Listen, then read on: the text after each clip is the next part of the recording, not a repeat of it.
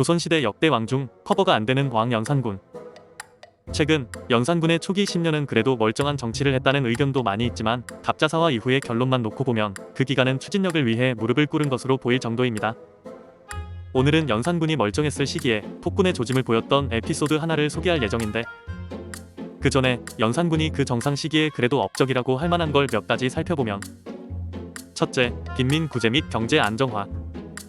사창, 상평창 등을 통해 빈민 구제와 곡물 물가 안정에 신경을 썼고, 둘째, 국조보감 등의 서적 간행과 여지승남 등을 완성하여 한문과 문화의 발전을 장려했고, 셋째, 비융사를 설치하여 병기를 제작하고 변경 지역 주민들을 이주시켜 국방력을 강화했고 외구와 북방의 외세 위협에 대응하였으며, 넷째, 사가독서 제도를 부활시켜 관료들의 학문 연마를 장려하였습니다. 근데 뭐 솔직히 이 정도 하지 않은 왕은 거의 없죠. 특별히 대단할 것은 없습니다. 여튼 이런 정상적인 정치를 시작하던 연산군의 완전 초기, 연산군의 기질을 알 수 있는 일이 있었습니다. 다름 아닌 죽은 성종의 묘호를 선정하는 일이었습니다. 영의정인 윤필상은 이는 중국 명나라 4대 황제인 홍의제의 묘호와 겹친다며 성을 주장했고, 홍문관 직제학인 표현마를 비롯한 판서급 대신들은 성보다는 인을 주장했습니다. 이때 연산군은 원로 대신들의 의견대로 성을 찬성했습니다. 하지만 며칠 뒤 홍문관 부제학 성세명을 필두로 상소가 올라오는데 내용은 묘호를 인으로 고치고 성으로 주장한 대신들을 처벌하라는 것이었습니다.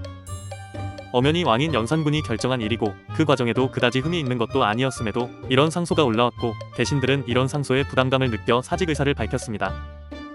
연산군은 이번 일의 결정은 자신이라며 대신들의 사직을 만류하고 실력 발휘를 합니다.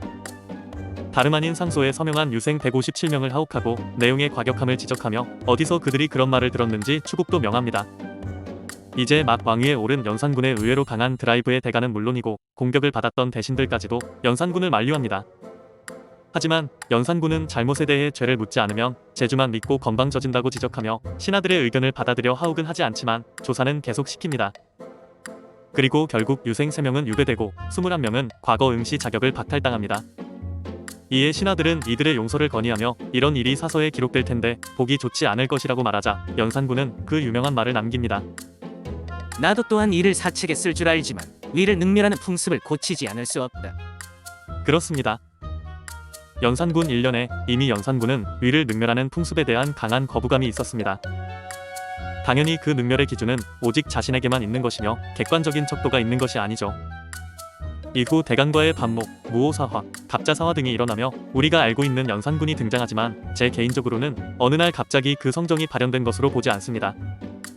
차차 영상을 만들어가며 설명드리겠지만 드라마와는 다르게 연산군은 이미 일찌감치 자신의 어머니의 죽음을 알고 있었고 대간을 비롯 간언하는 신하들에게 매우 불쾌해했습니다.